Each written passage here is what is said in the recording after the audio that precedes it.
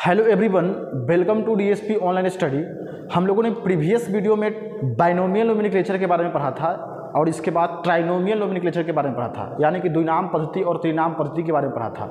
फिर इसके बाद हम लोगों ने वर्गीकी संवर्ग के बारे में पढ़ा था कि वर्गीकी संवर्ग क्या होता है। फिर जीव को कितने भागों में वर्गीकरण किया गया, तो जीव को 7 भागों में वर्गीकरण किया था। पहला था किंगडम, दूसरा क्या था डिवीजन या फाइलम, तीसरा था क्लास, फिर इसके बाद था ऑर्डर, इसके बाद क्या था फैमिली, इसके बाद था जीनस, फिर स्पेसीज। आज की क्लास में हम लोग पढ़ेंगे टेक्सोनोमिक एड्स के बारे में, यानी टेक्सोनोमिक एड्स क्या होता है, टेक्सोनोमिक टूल्स क्या होता है। देखिए टेक्सोनोमिक एड्स क्या होता है, यानी टेक्सोनोमिक टूल्स क्या होता है। तो टेक्सोनोमिक टूल जो होता है, टेक्सोनोमिक एड या सूचना और नमूना का भंडार है। क्या है यह? सूचना और नमूना का भंडार है जो जीव के वर्गीकरण और पहचान में मदद करता है। क्या बोलेंगे यदि कोई पूछे कि टेक्सोनोमिक्स एड्स क्या होता है, टेक्सोनोमिक्स टूल्स क्या होता है, यानी तो क्या बोलेंगे हम लोग? बोलेंगे यह सूचना और नमूना का भंडार होता है जो किसी भी जीव के वर्गीकरण और पहचान में क्या करता है, मदद करता है। क्या करता है? मदद करता है। तो लिखेंगे यह सूचना और नमूना का भंडार है जो जीव के वर्गीकरण और पहचान में क्या करता है, मदद करता है। टेक्सोनोमिक्स एड्स जो होता है निम्नलिखित प्रकार का होता है। इसका अलग, जैसे में पहला है बोटेनिकल गार्डन, दूसरा क्या है जूलॉजिकल पार्क, तीसरा है हर्बेरियम, चौथा क्या है म्यूजियम। सबको हम लोग बारी बारी से पढ़ेंगे। बोटेनिकल गार्डन को हिंदी में बोलते हैं वनस्पति उद्यान। क्या बोलते हैं? वनस्पति उद्यान।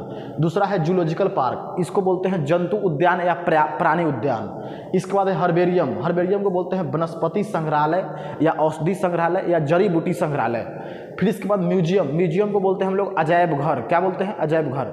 आइए बोटेनिकल गार्डन क्या होता है। तो बोटेनिकल गार्डन एक संस्था है। बोटेनिकल गार्डन क्या है? एक संस्था है जहाँ पे पेड़ पौधों को क्या किया जाता है, अलग अलग प्रकार के पेड़ पौधों को उगाया जाता है। इसका जो है कोई निजी मालिक नहीं होता है। अलग अलग प्रकार के पेड़ पौधे कहने का मतलब जैसे में सजावटी पौधा हो गया, फिर इसके बाद दवाई वाला पौधा हो गया, मेडिसिनल प्लांट हो गया, लकड़ी वाले पौधा हो गया, फर्नीचर वाले पौधा हो गया, सब कहाँ पे उगाया जाता है? तो सब उगाया जाता है बोटेनिकल गार्डन में। इसका कोई निजी मालिक नहीं होता है, इसका कोई ऑनर नहीं होता है। ये जो होता है गवर्नमेंट चलाती है, सरकार चलाती है। बोटेनिकल गार्डन को कौन चलाता है? तो सरकार के द्वारा चलाया जाता है। इसका कोई निजी मालिक नहीं होता है।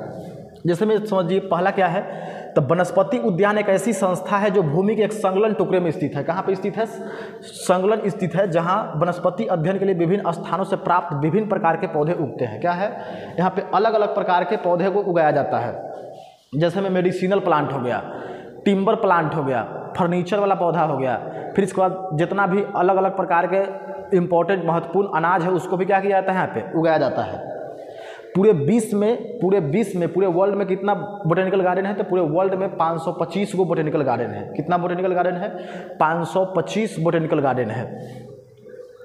फिर इसके बाद अच्छा बोटेनिकल गार्डन के काम क्या है, तो बोटेनिकल गार्डन के लाभ क्या है। यदि एग्जाम में पूछे आपसे कि बोटेनिकल गार्डन के उद्देश्य क्या है, लाभ क्या है, एडवांटेज क्या है, इसका महत्वपूर्ण क्या है, तो पहला लाभ है कि ये जो है जीव के ये जो है पौधा के वर्गीकरण में क्या करता है, वर्गीकरण के अध्ययन में भी मदद करता है। दूसरा क्या है, तो दूसरा है कि यह स्थानीय वनस्पति का विकास रख रखाव करता है। जितना भी स्थानीय पौधा है, लोकल पौधा है, उस सबको क्या करता है, रख रखाव में क्या करता है, मदद करता है। तीसरा क्या है, तीसरा है कि यह रिसर्च सेंटर को बीज प्रदान करता है, जहाँ पे साइंटिस्ट सब को क्या करता है, इस जितना रिसर्च सेंटर है जो खोज करने वाला होता है उस सबको बीज प्रदान कौन करता है। तो यही बोटेनिकल गार्डन में से ही अलग अलग प्रकार के पौधे के क्या लिया जाता है, बीज को रिसर्च सेंटर में भेजा जाता है। कहाँ से? तो बोटेनिकल गार्डन से ही भेजा जाता है। फिर इसके बाद जितना भी डैमेज स्पेसीज है, यानी डैमेज प्रजाति है, क्षतिग्रस्त पौधा है, उस सबको कौन रख रखाव करता है, तो इस सबको सुरक्षा प्रदान कौन करता है? तो सबको सुरक्षा प्रदान जो है बोटेनिकल गार्डन करता है। कौन करता है? Botanical garden. अब इसके बाद देखिए भारत में इंपॉर्टेंट बोटेनिकल गार्डन कौन कौन है।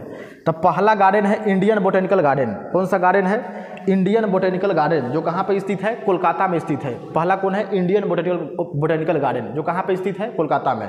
दूसरा है लोयड बोटेनिकल गार्डन, जो दार्जिलिंग में स्थित है। कहाँ पे स्थित है? दार्जिलिंग। पूछे कि लोयड बोटेनिकल गार्डन कहाँ पे है? दार्जिलिंग में है। इसके बाद तीसरा है नेशनल बोटेनिकल गार्डन, ये कहाँ पे है? लखनऊ में है। नेशनल बोटेनिकल गार्डन कहाँ पे है? लखनऊ में। चलिए इसके बाद नेक्स्ट टॉपिक है जूलॉजिकल पार्क। जूलॉजिकल पार्क इसको बोलते हैं, तो इसको हिंदी में बोलते हैं प्राणी उद्यान या जंतु उद्यान। जूलॉजिकल पार्क क्या है? तो जूलॉजिकल पार्क जो है एक प्रकार की संस्था है। क्या है ये? एक प्रकार की संस्था है जहाँ पे जितने भी विलुप्त जानवर हैं, जो पृथ्वी पर से जो जानवर का जो विलुप्त हो चुके हैं, उस सब जानवरों को किया जाता है, सुरक्षित करके जूलॉजिकल पार्क में रखा जाता है। कहाँ पर रखा जाता है? जूलॉजिकल पार्क में।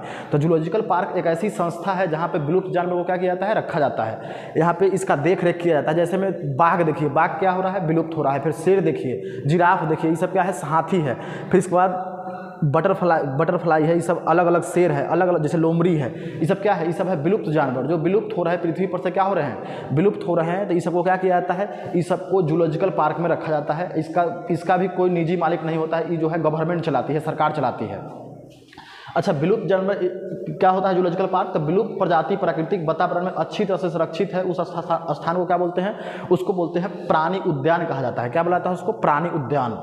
यहाँ सभी जानवर पूरी तरह से क्या होता है? सुरक्षित होता है। पेड़ों को काटने की अनुमति नहीं होता है। यहाँ पर पेड़ को हम लोग काट नहीं सकते हैं। यहाँ पर जानवरों का शिकार नहीं कर सकते। यदि जानवर को शिकार करते हैं तो आपको आईपीसी के धारा 428-29 के तहत आपको क्या हो सकता है? तो आपको 5 साल की सज़ा हो सकती है या 7 साल की सज़ा हो सकती है। यदि किसी भी जंतु को आप हानि पहुंचाते हैं, मार देते हैं, चाहे उसका शिकार करते हैं, तो क्या हो जाएगा? आप पर जुर्माना लगता है 25,000 रुपया के, और 428 आईपीसी के धारा 428 के तहत आपको क्या होगा? 5 साल की या 7 साल की सज़ा होती है। इसके बाद इसका शिकार नहीं किया जाता है। क्या नहीं किया जाता है? और यहाँ के पेड़ पौधों को भी काटा नहीं जाता है। इसका कोई निजी मालिक नहीं होता। इसको कौन चलाता है? तो इसको गवर्नमेंट चलाती है, सरकार चलाता है। अब इसके बाद देखिए जूलॉजिकल पार्क का उद्देश्य क्या है? जूलॉजिकल पार्क महत्वपूर्ण कैसे है? क्या क्या उद्देश्य है इसका?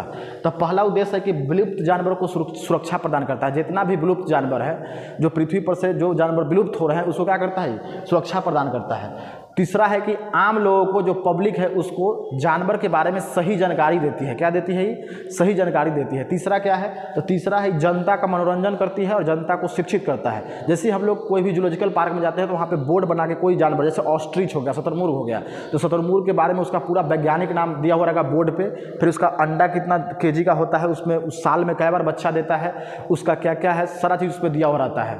अच्छा, इसके बाद नेक्स्ट टॉपिक है हर्बेरियम, जो है वैज्ञानिक अध्ययन के लिए उपयोग किए जाने वाले सुरक्षित पौधे के नमूने और संबंधित डेटा का संग्रह है। क्या है ये? हर्बेरियम जो है वैज्ञानिक अध्ययन के लिए उपयोग किए जाने वाले सुरक्षित पौधे के नमूने और संबंधित डेटा का एक संग्रह है। इसका प्रयोग जो होता जाता है बोटनी के स्टूडेंट जो होता है, जो बोटनी ऑनर्स से जो स्टूडेंट होते हैं, इसका प्रयोग जो होता है प्रोजेक्ट बनाने में करते हैं। ये पेपर के सीट पे बनाया जाता है और अलग अलग प्रकार के पौधे के पत्तों को क्या किया जाता है? पेपर पे चिपका दिया जाता है और इसको हर्बेरियम में जाके क्या कर दिया जाता है? रख दिया जाता है। तो वही बोल रहा है कि नमूने पूरे पौधे या पौधे के हिस्से हो सकते हैं, आमतौर पर सूखे रूप में कागज की एक शीट पर लगाया जाता है। इसको सुखाकर, जैसे मान लीजिए किसी चीज़ का पत्ता है, केला के पत्ता है, चाहे कोई भी अदर पपीता के पेड़ के पत्ता है, तो उसके क्या किया जाता है? उसको सुखा दिया जाता है, पेपर पर क्या कर किया जाता है? चिपका दिया जाता है। ये अधिकांश जो होता है बोटनी ऑनर्स जो स्टूडेंट होते हैं, वो प्रोजेक्ट बनाने के लिए प्रयोग करते हैं। तो इसको कहाँ पर रखा जाता है? हर्बेरियम में रखा जाता है। हर्बेरियम सीट ज़्यादातर वनस्पति विज्ञान से संबंधित छात्रों के लिए उपयोगी है। किसके लिए उपयोगी है?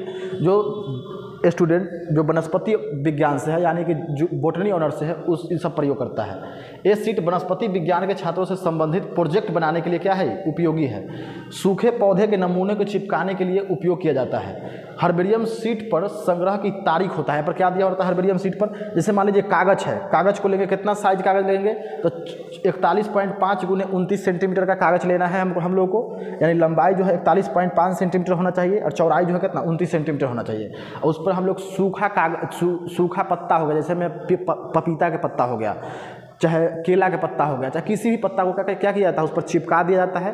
तो चिपका के और इसके बाद क्या किया जाता है? चिपकाया किससे जाता है? तो मर्क्यूरी क्लोराइड से और अल्कोहल के विलयन उसमें लगाकर और उसमें क्या किया जाता है? चिपका दिया जाता है। चिपका कर उसमें नाम लिख दिया जाता है, कहाँ से संग्रहित किया जाता है उसको लिख दिया जाता है। फिर कलेक्टर का नाम लिख दिया जाता है, कौन कलेक्ट करके लाया, जो आदमी कलेक्ट करके लाया है, जमा करके लाया है, जमाकर्ता का नाम लिख दिया जाता है। फिर कौन से स्थान में इसको लाया गया है वो सब लिख दिया जाता है। फिर इस मान लीजिए जो पौधा है, उस पौधा का वैज्ञानिक नाम क्या है, बोटेनिकल नेम क्या है, वो सारा चीज़ उस पर लिख दिया जाता है हर्बेरियम में, और इसको हर्बेरियम में रख दिया जाता है।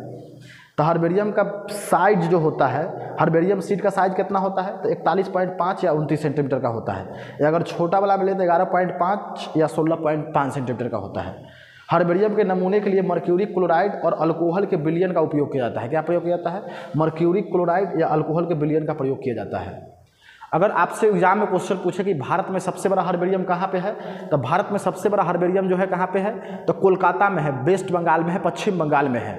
कौन सा हर्बेरियम है, तो सेंट्रल नेशनल हर्बेरियम, जो कहाँ पे स्थित है, पश्चिम बंगाल में स्थित है। यहाँ पे लगभग 13 लाख सीट को रखा गया है। क्या क्या रखा गया है यहाँ पे कितना सीट रखा गया है, 13 लाख सीट को रखा गया है। कहाँ पे, सेंट्रल नेशनल हर्बेरियम में, जो कहाँ पे स्थित है, कोलकाता में स्थित है, वेस्ट बंगाल में स्थित है। अगर पूछे कौन से जिला में है, तो कौन से राज्य में है, तो हावड़ा राज्य में है और शिवपुर जिले में है। इसके बाद herbarium of forest research institute, ये कहाँ पे है, ये है देहरादून में। इसमें कितना सीट रखा गया है, तो इसमें 3 लाख सीट रखा गया है। इसके बाद है regional herbarium botanical of India, ये कहाँ पे है, ये है पुणे में। इसमें 1,20,000 प्रजाति को रखा गया है, यानी 1,20,000 सीट को रखा गया है। Regional herbarium botanical Shillong survey of India, ये कहाँ पे है, तो ये जो है, ये है शिलोंग में है। कहाँ पे है ये है शिलोंग में। इसमें कितना प्रजाति को रखा गया है, कितना सीट रखा गया है, तो इसमें 86,000 सीट को रखा गया है। इसके बाद है herbarium of the national botanical research institute, ये कहाँ पे है, ये है लखनऊ में। कहाँ पे है, लखनऊ में है। इसमें कितना प्रजाति को और कितना सीट को रखा गया है, तो 60,000 सीट को इसमें रखा गया है। इसके बाद है इंपॉर्टेंस ऑफ हर्बेरियम, यानी हर्बेरियम का महत्व, क्या क्या महत्व है।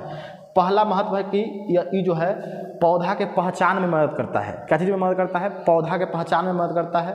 दूसरा है कि अलग अलग जगह के अलग अलग पौधे के बारे में जानकारी देता है। अलग अलग पौधे के बारे में क्या करता है, सही जानकारी देता है। तीसरा है कि अलग अलग जगह के इकोलॉजी के बारे में बताता है, पारिस्थितिक तंत्र के बारे में बताता है। चौथा है कि टेक्सा के नमूने के प्रकार को क्या रखता है, बनाए रखता है। यदि आपसे पूछे एग्जाम में कि हर्बेरियम के क्या महत्व है, तो पहला महत्व क्या बताएंगे कि इसका प्रयोग जो होता है पौधा के पहचान के लिए किया जाता है। दूसरा क्या बोलेंगे कि अलग अलग जैसे यहाँ पर दूसरा बोलेंगे हर्बेरियम का उपयोग विभिन्न स्थानों पर वनस्पति के अध्ययन के लिए किया जाता है। हर्बेरियम का प्रयोग हम लोग क्या चीज़ के अध्ययन के लिए करते हैं, तो पेड़ पौधा के अध्ययन के लिए करते हैं। फिर इसके बाद अलग अलग के जगह के इकोलॉजी जानने के लिए करते हैं और टेक्सा के अध्ययन के लिए भी करते हैं। फिर टेक्सा के नमूने बनाने के लिए भी क्या किसका प्रयोग किया जाता है, हर्बेरियम का प्रयोग किया जाता है। अब इसके बाद हम लोग बात करेंगे म्यूजियम के बारे में। चलिए इसके बाद नेक्स्ट टॉपिक है म्यूजियम।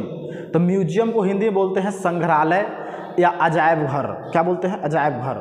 म्यूजियम क्या है, तो म्यूजियम एक संस्था है जहाँ पे क्या किया जाता है, तो जहाँ पे जैसे स्मारक हो गया, पुराना स्मारक हो गया, पुराना औजार हो गया, फिर इसके बाद पुराना सिक्का होगा, इस सबको क्या किया जाता है, सुरक्षित करके रखा जाता है म्यूजियम में। कहाँ पर रखा जाता है, म्यूजियम में।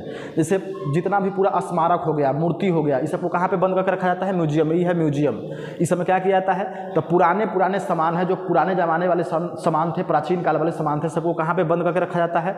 जैसे मूर्ति हो गया, सिक्का हो गया, मूर्ति हो गया, सिक्का हो गया, इस सबको कहाँ पे रखा जाता है, इस सबको रखा जाता है म्यूजियम में।